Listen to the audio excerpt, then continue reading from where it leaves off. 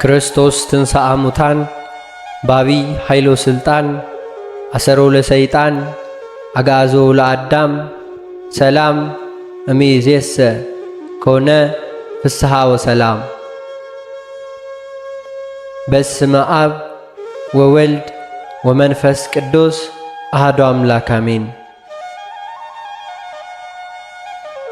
እንኳን ለእመቤታችን ለቅድስት ድንግል ማርያም የልደት በዓል በሰላም አደረሳችሁ አደረሰን።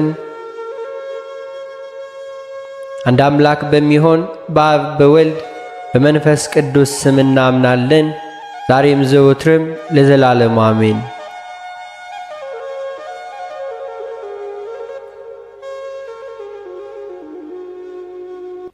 በኦርቶዶክሳዊት ተዋሕዶ ቤተ ክርስቲያን ግንቦት አንድ ቀን የልደታ በዓል የእመቤታችን የቅድስት ድንግል ማርያም ልደት የሚከበርበት ዕለት ነው። ይህም ዕለት ቅዱስ ኤፍሬም በውዳሴ ማርያም የመመኪያችን ዘውድ የንጽሕናችን መሠረት ያላት ወላዲተ አምላክ ድንግል ማርያም የተወለደችበት ቀን ነው። ነቢየ እግዚአብሔር ኢሳይያስ ድንግል ትጸንሳለች ወንድ ልጅም ትወልዳለች ብሎ ትንቢት የተናገረላት ያች ድንግል በዚህች ዕለት ተወለደች። ይህችም ቀን ልበ አምላክ ክቡር ዳዊት የክብር ልብስ ተጎናጽፋ ንግሥቲቱ በቀኝ ትቆማለች ብሎ የተናገረላት ንግሥት የተገኘችበት ዕለት ናት። ቅዱስ ዮሐንስም በራእዩ ፀሐይን የተጎናጸፈች ጨረቃን የተጫማች 12 የከዋክብት አክሊል በራሷ ላይ ያላት ብሎ የመሰከረላት የብርሃን እናቱ ድንግል ማርያም የተወለደችበት ቀን ነው። የእርሷም ልደት እንደ እንግዳ ደራሽ እንደ ውሃ ፈሳሽ ድንገት የተከሰተ ሳይሆን አስቀድሞ በትንቢት በምሳሌና በራእይ የሰው ልጅ ድንገት ድኅነትን በጉጉት ሲጠባበቁ ለነበሩ ቅዱሳን ሲገልጽ የነበረ ነውና።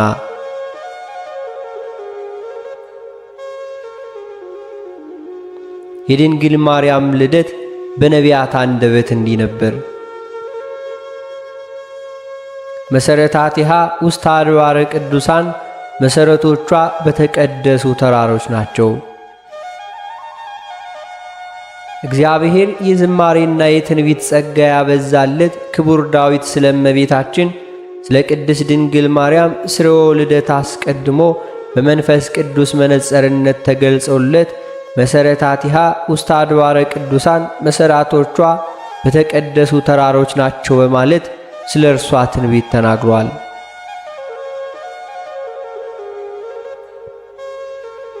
የተቀደሱ ተራሮች ያለውም የእመቤታችን ሥርወ ልደት ከቤተ መንግሥትና ከቤተ ክህነት ከሆኑ ከተቀደሱ ከኢያቄምና ከሐና የመሆኑን ነገር ሲያመለክት ነው።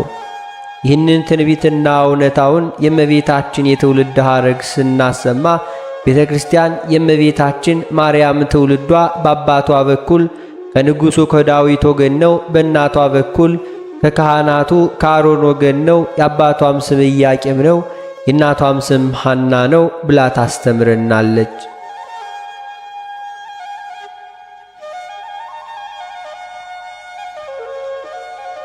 ከእሴይ ሥር በትር ወጣች፣ አበባም ከእርሷ ይወጣል ብሏል። ቁጥሩ ከአብይ ነቢያት ወገን የሆነው ነቢዩ ኢሳይያስም ጥበብንና እውቀትን በሚገልጽ ስለሚመጣው ነገር ትንቢትን በሚናገር በመንፈስ ቅዱስ ተመርቶ የእመቤታችን የቅድስት ድንግል ማርያም ልደት ከነገደ እሴይ እንደሚሆን እርሷም ጽጌረዳ አበባ የተባለ አካላዊ ቃል ክርስቶስን በሕቱም ድንግልና እንደምትወልድ ተገልጿል።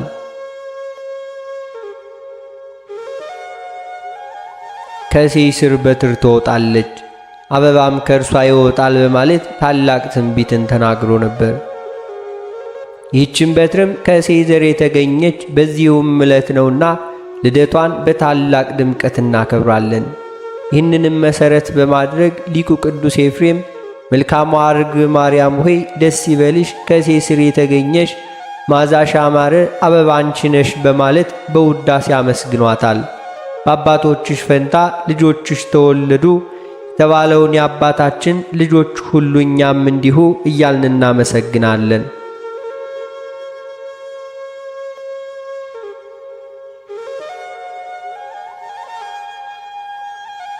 ሙሽራዬ ሆይ ከሊባኖስ ከኔ ጋር ነይ። በኦርቶዶክሳዊ ተዋሕዶ ቤተ ክርስቲያን መጽሐፍ መሠረት የእመቤታችን የትውልድ ስፍራ ሊባኖስ የተባለው ተራራማ ሀገር ነው። በሊባኖስ ስለመሆኑ አስቀድሞ ጠቢቡ ሰሎሞን ሙሽራዬ ሆይ ከሊባኖስ ከኔ ጋር ነይ፣ ከሊባኖስ ከኔ ጋር ነይ፣ ከአማረና ራስ ከሳኔር ከኤርሞንም ራስ በአንበሳ መኖሪያ ከነብሮችም ተራራ ሁሉ ተመልከች፣ ይህንንም በማለት ስለ እርሷ ትንቢት ተናግሯል። የዚህም ትንቢት ምስጢርም የእመቤታችን መካነ ልደት የሊባኖስ ተራራ ስለመሆኑ የሚያጠይቅ እንደሆነ ምስክርነታቸው የታመነ የቤተ ክርስቲያን ሊቃውንት ያስረዱናል። ትንቢቱም ሲፈጸም እመቤታችን ቅድስት ድንግል ማርያም ግንቦት 1 ቀን በ15 ዓመተ ዓለም ቅድመ ልደተ ክርስቶስ በሊባኖስ ተራራ ተወልዳለች።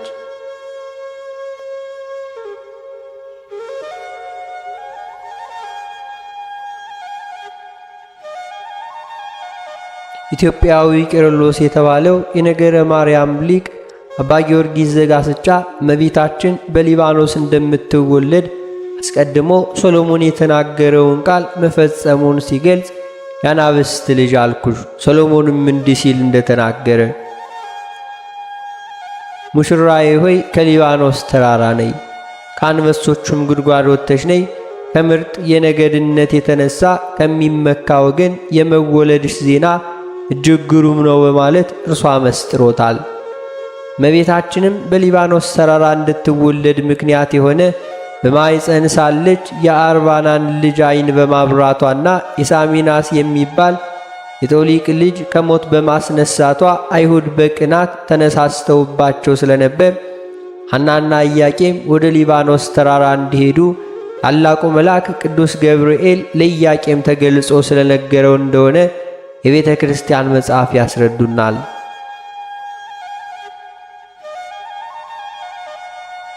የእመቤታችን የቅድስት ድንግል ማርያም ልደት በራእይና በምሳሌ እንዲህ ነበር። ከትንቢቱ በተጨማሪ የእመቤታችን የቅድስት ድንግል ማርያም ልደት በራእይና በምሳሌ አስቀድሞ የተገለጸ ነበር። ከነዚህም መካከል ከእርሷ 7 ትውልድ አስቀድሞ ለነበሩ ደጋግ ሰዎች እንዲሁም ለእናቷና ለአባቷ የተገለጹ ምሳሌዎች በቅዱሳን መጻሕፍት በሰፊው ሰፍረው ይገኛሉ።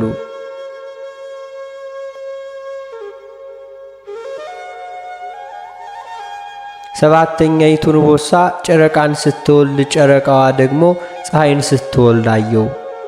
በቅድስና የሚኖሩ ነገር ግን መካን የነበሩ ቴክታና ጴጥሪቃ ነጭ አንበሶ ከበረታቸው ሁሉ ስትወጣ የአንበሳይቱም ሁሉ አንበሳ እየወለደች እስከ 6 ድረስ ስድስተኛይቱም ጨረቃዋም ፀሐይን ስትወልድ አይተው በሀገራቸው መፍከት ሕልም ሁሉ ሕልም ፈቺውን ሁሉ አለና ሂደው ለእርሱ ነገሩት።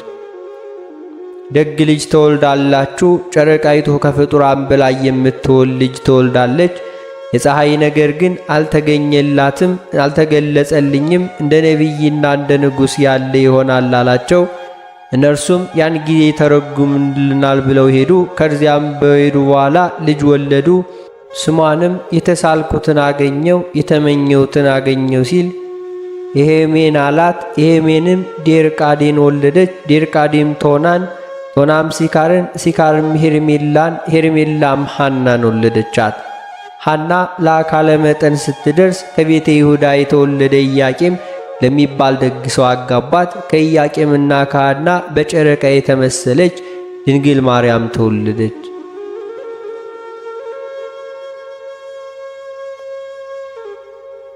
ጻዕዳ ርግብ 7ቱን ሰማያት ሰንጥቃ መታ በማኅፀኔ ስታድር አየው።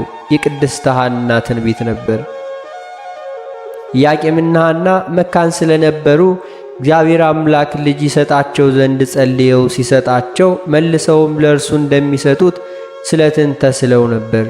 ጸሎታቸው ሲደርስ ለሐና በሕልም ተገልጾላት ለባሏም ለኢያቄም በዚያ ተገልጾላቸው ነጭ ርግብ መጣ በራሴ ላይ ተቀምጣ ከራሴም ላይ ወርዳ በጆሮዬም ገብታ በማኅፀኔ ስትገኝ አየኋት አለች። በዚያም ተኝታለች ብላ ይህንን ነገር ተናገረች፣ ለቅዱስ ኢያቄም እንዳለችው። የዚህም ራእይ ምስጢር ርግብ የተባለችው እመቤታችን ቅድስት ድንግል ማርያም ስትሆን ጻዳ ነጭ መሆኗ ደግሞ ንጽሕት ቅድስት ዘላለማዊ ድንግልናዋን ነው። ነጭ ርግብ መጣ በራሴ ላይ ተቀምጣ ከራሴ ላይ ወርዳ በጆሮዬም ገብታ በማፀኔ ስትተኛ አየው ማለቷ ብስራተ ገብርኤልን በጆሮዋ ሰምታ በግብረ መንፈስ ቅዱስ አምላክን የምትጸንስ ርግብ ንጹሕ የሆነች የተባለችውን እመቤታችን ቅድስት ድንግል ማርያምን የምትወልድ መሆኗን ሲያጠይቅ ነው።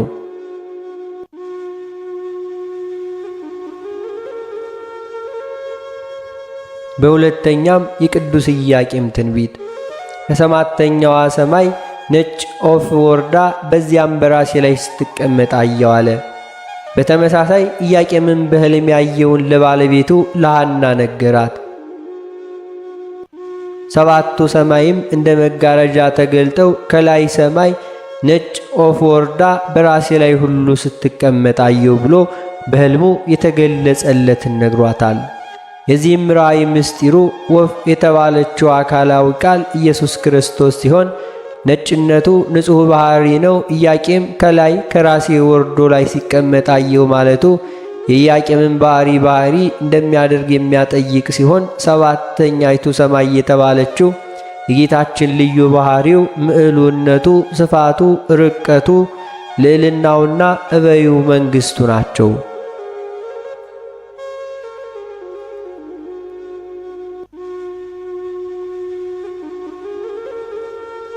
የድንግል ማርያም ልደት በሐዲስ ኪዳን ሊቃውንት እንዲህ ነበር። የሐዲስ ኪዳን ሊቃውንት ትንቢት፣ ነቢያትና ወንጌልን በማጣጣም የእመቤታችን የቅድስት ድንግል ማርያም ልደት አስመምረው አስተምረውታል፣ አመስግነዋል፣ ሁሉ ተቀኝተውለታል እንጂ።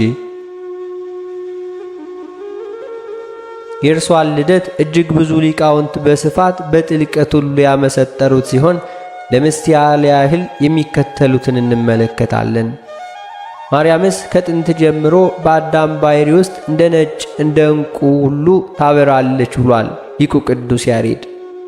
ኢትዮጵያዊ ሊቅ ቅዱስ ያሬድ ስለ እመቤታችን ልደት ማርያም ግን ከጥንት ጀምሮ በአዳም ባሕርይ ውስጥ እንደ ነጭ ዕንቁ ታበራለች በማለት እርሷ በደፈረሰው ዓለም በንጽሕና በቅድስናና በድንግልና ስታበራ እንደነበርና ኋላም የዓለም ብርሃን የሆነ ኢየሱስ ክርስቶስን መውለዷን አስመስክሮ ተናግሯል። በተጨማሪም ስለ ስርወ ልደቷ ስሮቿም በምድር ጫፎቿም በሰማይ ያሉ የወይን ሐረግ በማለት የተወለደች በምድርም ከነበሩ ኢያቄምና ሐና መሆኑን የመወለዷን ግን ሰማያዊው ንጉሥ እንደሆነ በማስመር ሁሉ ተናግሯል። በዚህም ሰውና እግዚአብሔር ያገናኘች መሰላል መሆኗን ገልጾ አስተምሯል፣ አመስጥሯልም። ድንግል ሆይ በኃጢአት ፍትወት የተጸነስሽ አይደለም፣ በሕግ በሆነ ሩካቤ ከሐናና ከኢያቄም ተወለድሽ እንጂ ብሎ አባታችን አባ ሕርያቆስም ተናግሯል።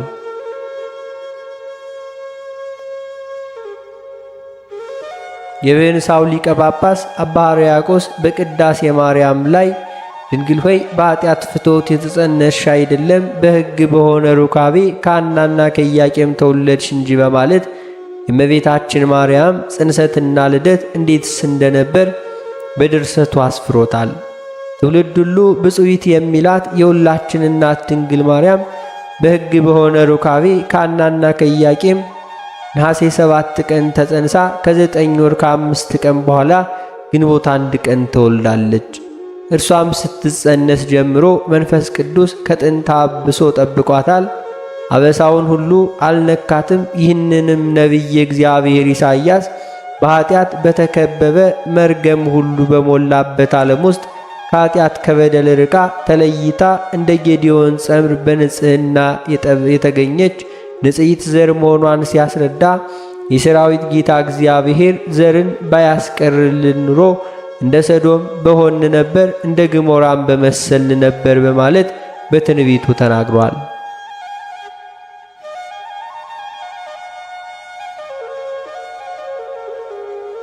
እንዲሁም ጠቢቡ ሶሎሞንም ንጽሕናዋን በትንቢት መነጽር አይቶ ወዳጄ ሆይ ውበትሽ ውብ ነው፣ ምን ነው ነውር የሌለብሽ ሙሽራዬ ሆይ ከሊባኖስ ነይ በማለት በንጽሕና በቅድስና ያጌጥሽ መርገመ ሥጋ መርገመ ነፍስ ያልነካት የድኅነታችን ምክንያት የንጽሕት መሠረት የሰው ባሕሪ ከእግዚአብሔር ጋር እንዲዋሃድ ምክንያት የሆነች ንጽሕት የሰርግ ቤት እመቤታችን ቅድስት ድንግል ማርያም በሊባኖስ የመወለዷን ነገር አስቀድሞ ነግሮናል።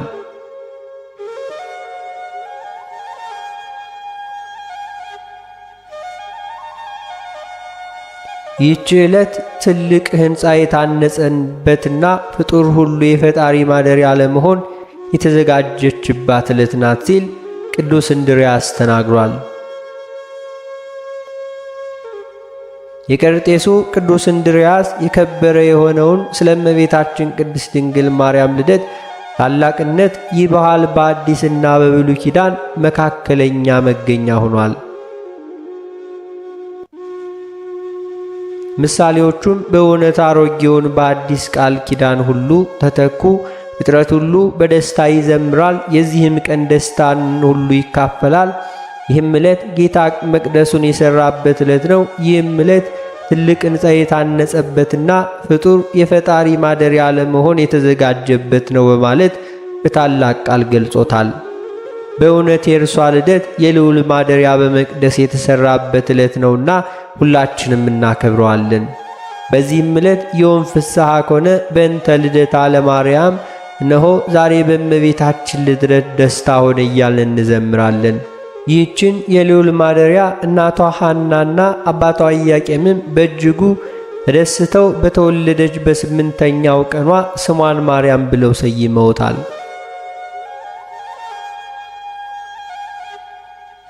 የእመቤታችን የልደት በዓል አከባበር አባታችን አዳም በኃጢአት ከወደቀ በኋላ ንስሐ በገባ ጊዜ አምላካችን ጌታ እግዚአብሔር የድኅነት ቃል ኪዳንን ገባለት። ቃል ኪዳኑም ከልጅ ልጅ ተወልጄ አድንሃለሁ የሚል ስለነበረ ስለሆነም አዳም 5500 ዘመን የሕይወት ምክንያት የሆነች የልጅ ልጁ እመቤታችን ቅድስት ድንግል ማርያም ከአብራኩ ከተከፈሉ ቅዱሳን ልጆች የምትወለድበት ቀን ተስፋ እያደረገ ኖረ።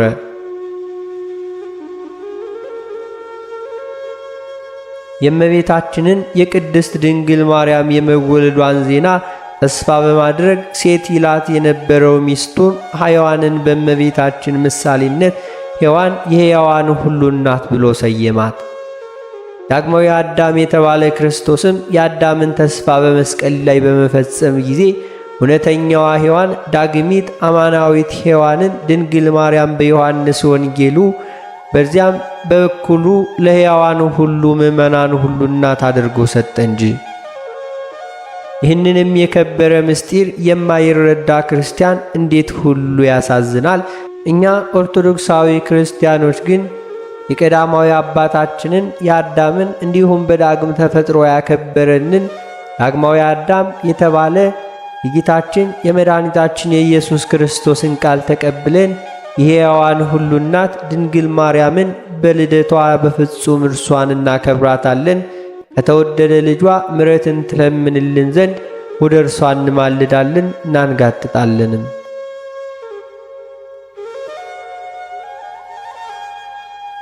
በኦርቶዶክሳዊት ተዋሕዶ ቤተ ክርስቲያን ያለን ምእመናን ከጌታችን ልደት ቀጥሎ በታላቅ ድምቀት የምናከብረው የልደት በዓል የእመቤታችን የቅድስት ድንግል ማርያምን የልደት ቀን ነው።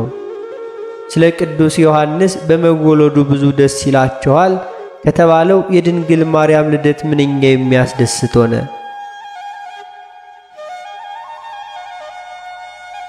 የነቢያቱ ትንቢት የተፈጸመበት፣ የታየው ራእይ በጋድ የተከናወነበት፣ የብሉይ ኪዳን ማብቂያ የአዲስ ኪዳን መጀመሪያ ናትና ልደቷ ለሰው ልጆች ሁሉ ለሕያዋን ሁሉ ታላቅ የደስታ ቀን ነው። ሰማያውያን ቅዱሳን መላእክት በንጽሕናዋ በቅድስናዋ ተደንቀው እህትህ ነች እህታችን ነዋት ብለው አመሰግኗታል። በዘመናችን ያሉ ሰዎችም ልደት በድምቀት የሚያከብር ከሆነ ለሰው ልጅ መዳን ምክንያት የሆነች የአምላክ እናት የተወለደችበትን ቀን ልደት ምንኛ ሊያከብረው ይገባ ይሆን? የቤተ ክርስቲያን የቅድስት ድንግል ማርያምን ልደት በታላቅ ድምቀት የምታከብረው ከዚህ ታላቅ በዓል በረድኤት በዚያ እንድናገኝ ነውና የሕይወተ ክርስቶስ እናት ዛሬ ተወልዳልናለች።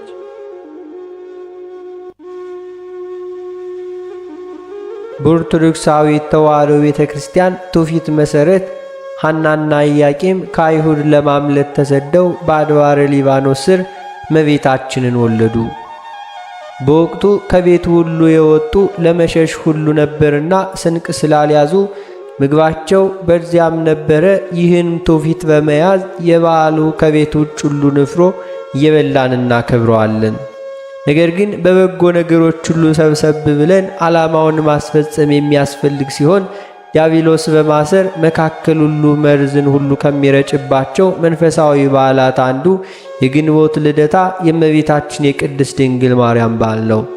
በዚህም ዕለት አንዳንዶች ባለማወቅ፣ ሌሎች ደግሞ በድፍረት አድባር አውጋር ነው፣ ቆሌው ለመለመልን ነው እያሉ የማያውቁ አምልኮ ንፍሮ የሚበትኑ፣ ቡና የሚረጩ፣ ቅቤ የሚቀቡ፣ የከብት ደም ሁሉ የሚያፈሱም አሉ። እውነታው ግን እንደዚህ በእርግጥ ጣዖት አምላኪዎች ናቸው። እኛ ኦርቶዶክሳውያን ክርስቲያኖች ግን እነዚህን የሃይማኖት ለዋጮች ራቸውን እንጸየፋለን። ስለሆነም ከእንደዚህ አይነት ባዕድ አምልኮ መለየት፣ ይህንን በዓል ታላቅ ባህል በተገባና በተረዳን ነገር ልናከብረው ይገባል። ቤተ ክርስቲያናችንም በሰራችልን ሕግና ሥርዓት መሠረት በቀናች በተዋህዶ እምነት በምሕረት የጎበኘንን አምላካችን ብቻ እያመለክ የድነታችን ምክንያት የሆነችውን ድንግል ማርያምን እያመሰገን ልናከብር ይገባናል። አምላካችን እግዚአብሔር ከእመቤታችን ቅድስት ድንግል ማርያም ረድኤት በረከት ይክፈለን ዛሬም ዘወትርም ለዘላለሙ አሜን።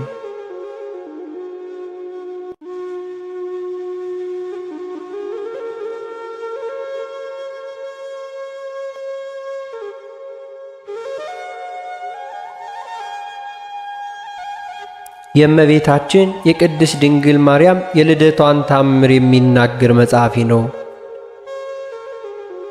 በስመ አብ ወወልድ ወመንፈስ ቅዱስ አሐዱ አምላክ አሜን። አንድ አምላክ በተባሉ በአብ በወልድ በመንፈስ ቅዱስ ስም አምኜ የምነግራችሁ የቤተ ክርስቲያን ልጆች ወንድሞቼ ስሙ። እግዚአብሔር ያክብራችሁ። መላእክትም ጻድቃንም ምስጋናዋን መፈጸም የማይቻላቸው እመቤታችንን ታምር ለመስማት አይነ ልቦናችሁን ያብራላችሁ። በረከቷ ልመናዋ ከንጉሳችን ጋር ለዘላለሙ ይኖር። ከታምር አስቀድሞ ይህን ነበብ ሕዝቡም ምዝነ ልቦናውን ከፍተው ይስሙ። በዕብራይስጥ ማርያም የምትባል የእመቤታችን ክብሯን፣ ልዕልናዋን፣ ምስጋናዋን በልቦናችሁ አኑሮ አሳድሩ። ማርያም ማለት መንግሥተ ሰማያት መርታ የምታገባ ማለት ነው። እመቤታችን ማርያም ዓለም ሳይፈጠር በአምላክ ልቦና ታስባ ትኖር ነበር። ፍጥረት ሁሉ እመቤታችንን ለማመስገን ተፈጠረ። አዳምና ሔዋንም እመቤታችን ከእርሷ ልትወለድ ተፈጠሩ።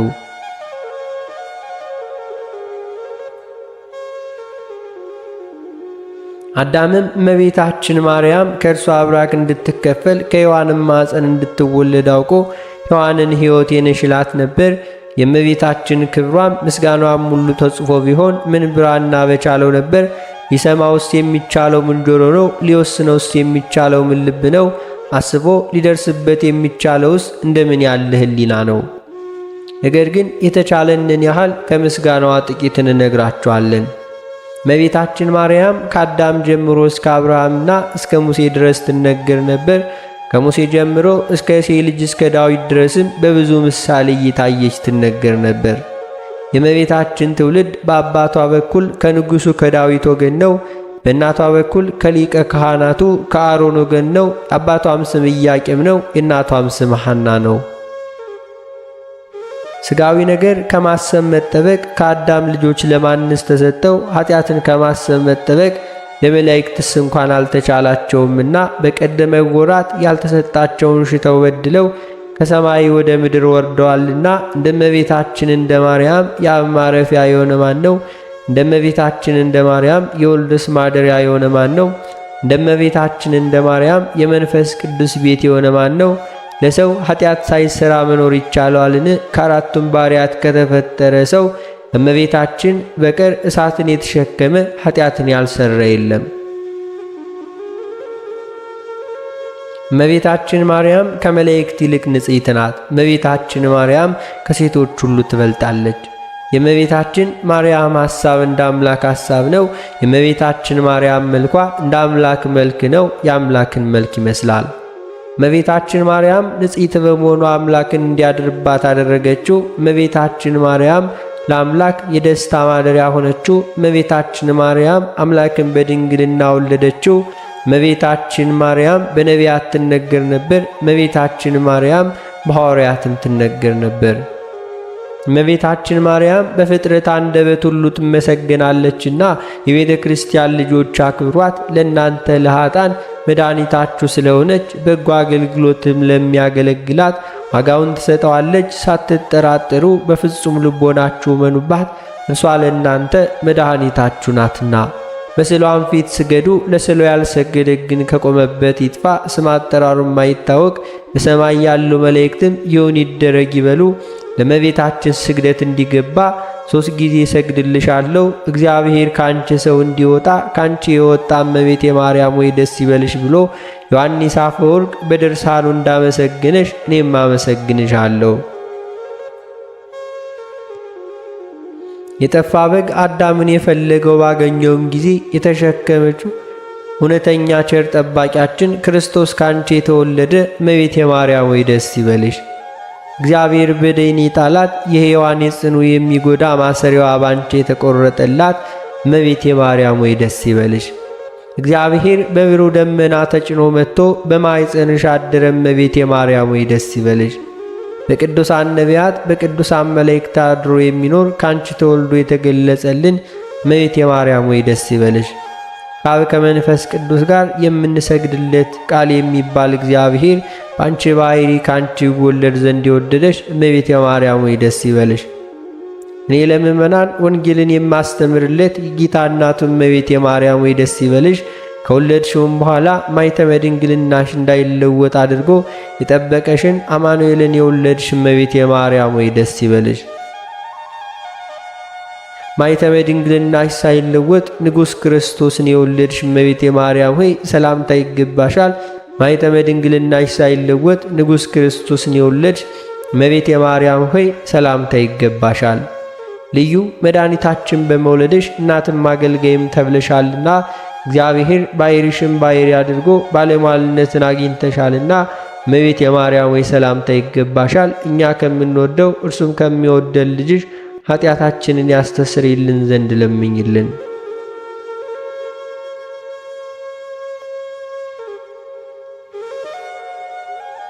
ልመናዋ ክብሯ በእኛ ለዘላለሙ በእውነት ይደርብንና አምላክን የወለደች በሁለት ወገን በድንጋሌ ሥጋ በድንጋሌ ነፍስ የጸናች ክብርት እመቤታችን ያደረገችው ታምሪ ነው።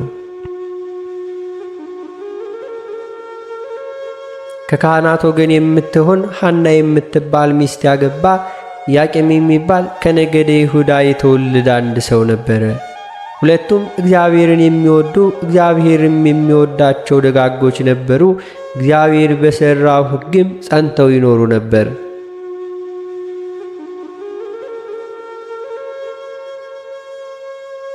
ሚስቱ ግን መክና ትኖሩ ነበር። ልጅም ስላልነበራቸው አዝነው ተክዘው ይኖሩ ነበር። ዕለት ዕለትም ወደ ቤተ ክርስቲያን እየሄዱ ልጅን ይሰጣቸው ዘንድ በሐዘን በለቅሶ ልመናቸውን ወደ እግዚአብሔር አምላክ ያቀርቡ ነበር። ከገንዘባቸውም ከፍለው ለድሆችና ለጦም አዳሪዎችና ለቤተ እግዚአብሔር ይሰጡ ነበር።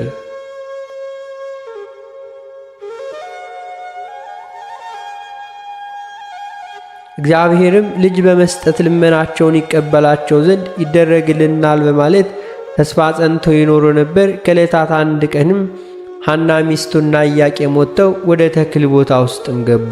ቁመውም ሲጸልዩ ርግቦች ከልጆቻቸው ጋር ደስ ብሏቸው ሲጫወቱ አይተው ልጅ ስለሌላቸው ፈጽመው አዘኑ። ካዘናቸውም ብዛት የተነሳ አንቀላፍቷቸው ተኙ።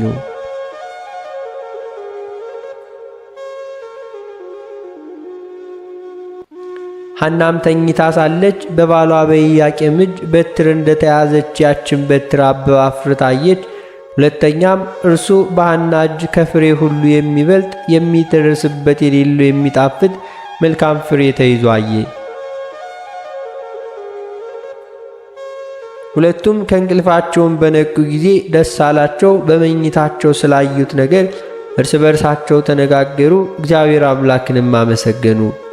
ከዚህም በኋላ ፈቃደ እግዚአብሔር ይሁን ብለው ወደ ቤታቸው ገቡ። ከዚህም በኋላ ሐና ጸነሰች፣ ጽንሷም ታወቀ። የሰጠኝን ልጅ ለእግዚአብሔር አምላክ መባ አድርጌ እሰጣለሁ ብላ ለእግዚአብሔር ተሳለች። ሁልጊዜ በጾም በጸሎት ተወስና በፍጹም ደስታ ለድሆችና ለጦም አዳሪዎች ምጽዋትን ስትሰጥ ኖረች። ይህን ሁሉ ስላደረገልኝ ፈንታ ለእግዚአብሔር ምን ወሮታ አደርግለታለሁ ብላ በልቧ አሰበች። ለመሥዋዕት የማይሆነውን ምግብ ሁሉ ከመብላት ትከለከል ነበር። ስግደትንም ታበዛ ነበር። የሰጣትን የሚጠብቅላት ዘንድ ወደ እግዚአብሔር አምላክ ልመና በዛች።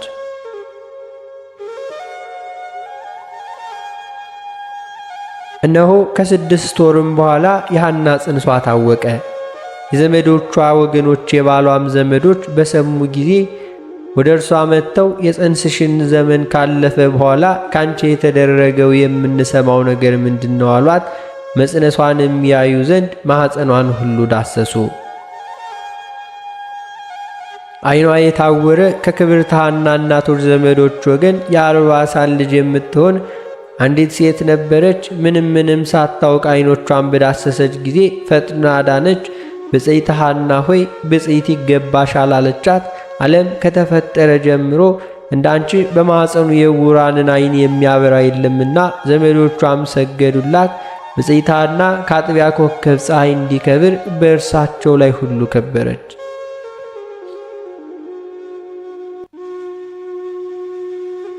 ዝናዋም በሀገሩ ሁሉ ተሰማ። ድውያንን ሁሉ ሕሙማንንም ሁሉ እያመጡ ማኅፀኗን እያስዳሰሱ ይፈውሱ ነበር። ፍጥረታትም ሁሉ በማኅፀኗ ሳለ ሕሙማንን የፈወሰ በተፈጠረች ጊዜ በተወለደችም ጊዜ ምን ያክል እንደምትፈውስ ብለው ተነጋገሩ። የእስራኤል ልጆች በሰሙ ጊዜ ተሰብስበው ስለዚህ ነገር ምን እንላለን? እነሆ ኢያቄምና ሐና የእስራኤልን መንግሥት አጠፉ። ሐና ጸንሳ ሳለች በማኅፀኗ ታድናለች፣ በእኛ ላይ ልትነግስብን አይደለምንም አሉ። ከእነርሱም አንዱ ይህ ያስደንቃችኋልን? ሙሴ እንደጻፈው በድንጋይ ወግረን እንገድላት ዘንድ ኑ እንሂድ አላቸው። ሁላቸውም ተቃጠሩ። መንፈቀ ሌሊት በሆነ ጊዜ ስሙ ገብርኤል የሚባል መልአክ ከእግዚአብሔር ዘንድ ተልኮ በዘመድ የከበራችሁ ኢያቄምና ሐና ሆይ ተነሱ አላቸው። ሊባኖስ ወደሚባል ተራራም ወሰዳቸው። እኛን ካሮዌ የሰይጣን ወጥመድ ታድነንና መፍራትን መውደድን ሁሉ የተመላች ስሟ ማርያም የምትባል በዚያ ተወለደች። ወደ ጥንት ነገራችን እንመለስና የጽንሷም ወራት በተፈጸመ ጊዜ በግንቦት 1 ቀን ከፀሐይ የምታበራ ሴት ልጅ ወለደች። የመልኳም ደም ግባቷም ሁሉ ከማር ከስከር ሁሉ ይልቅ ደስ ያሰኛል። የማዛዋም ሽታ ከሽቱ ሁሉ ይልቅ ይበልጣል። ዘመዶቿና ጎረቤቶቿም በሰሙ ጊዜ ፈጽሞ ደስ አላቸው። ተሰብስበውም ወደ እርሷ መጡ። ወደ እርሷም መጥተው ልጇን ባዩ ጊዜ ፈጽመው አደነቁ። እርስ በርሳቸውም እንደዚህች ያለች ብላቴና ከቶ አይተን አናውቅምና ተባባሉ። ጸጋ እግዚአብሔር በእርሷ አድሯልና የእግዚአብሔርን ብርሃን በሰውነት ሁሉ መጥቷልና።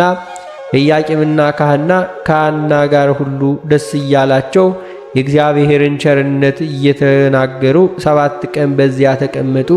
ያችንም ብላቴና ስሟን ማርያም አሏት። ይሄውም የእግዚአብሔር ስጦታ ማለት ነው።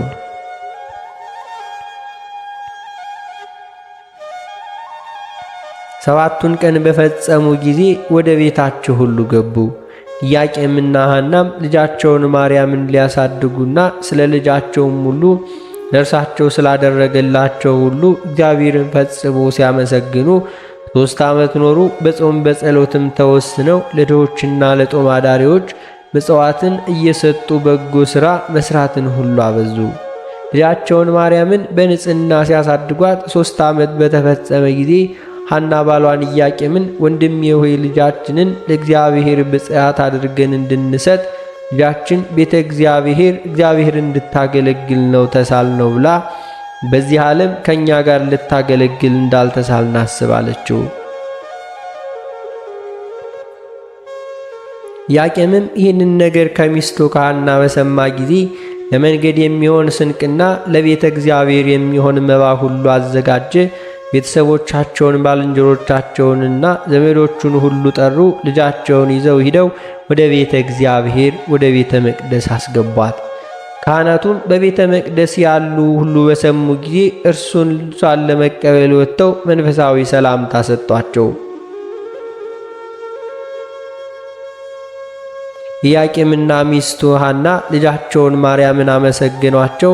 በአንብሮተ እድ ፈጽመው ባረኳቸው። እግዚአብሔር ሐዘናችሁን በእውነት ተቀብሏልና ቸር በምትሆን በዚህች ልጅ ደስ አሰኝቷችኋል አሏቸው። እመቤታችንንም ለእግዚአብሔር እናትነት የተመረጥሽ ንዕድ ክብርት ሆይ ፍቅር ይገባሻል አሏት። ታቅፈውም ይዘው በታኅሳስ 3 ቀን በእግዚአብሔር በፍቅር በዚያም ወደ ቤተ መቅደስ አገቧት። ልመኗ ክብሯ ለዘላለም በእውነት በሁላችን ይደርብን ዛሬም ዘወትርም ለዘላለም አሜን።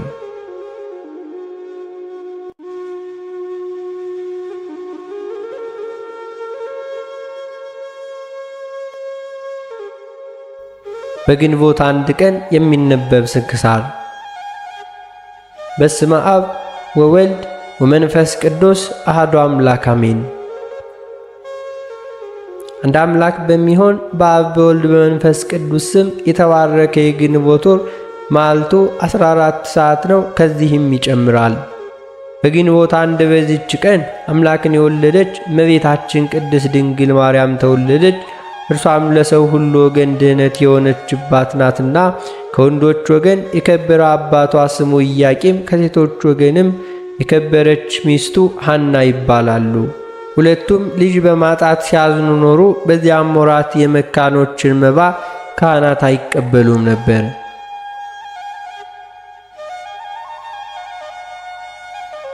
እነርሱም ከሰው የሚደርስባቸውን ሽሙጥና ሐዘን ያርቅላቸው ዘንድ በሌሊትና በቀን ወደ እግዚአብሔር ፈጽመው ይማልዱ ነበር። ሰውን የሚወድ እግዚአብሔርም ከዘራቸው ለዓለም ሁሉ መድኃኒት ይሆን ዘንድ መልካም የሆነ ሐሳብን ሁሉ ተመለከተ።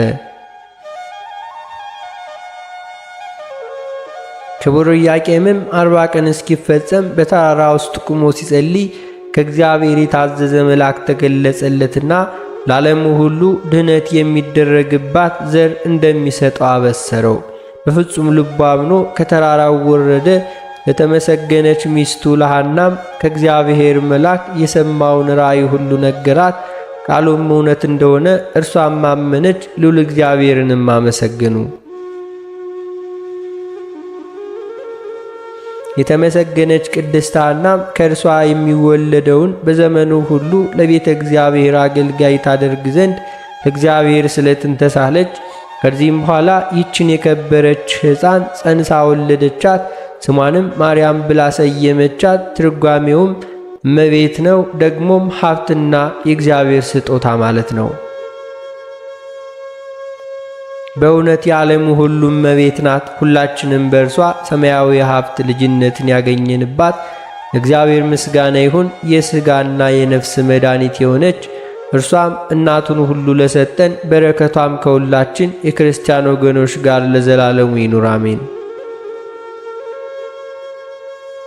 የእመቤታችን የቅድስት ድንግል ማርያም ጣዕሟ፣ ፍቅሯ፣ ጸጋዋና በረከቷ ይደርብን ዛሬም ዘወትርም ለዘላለሙ አሜን። አነሳስቶ ላስጀምረን አስጀምሮ ላስፈጸመን ለጌታችን ለአምላካችን ለመድኃኒታችን ለኢየሱስ ክርስቶስ ክብርና ምስጋና ይገባል ዛሬም ዘወትርም ለዘላለሙ አሜን።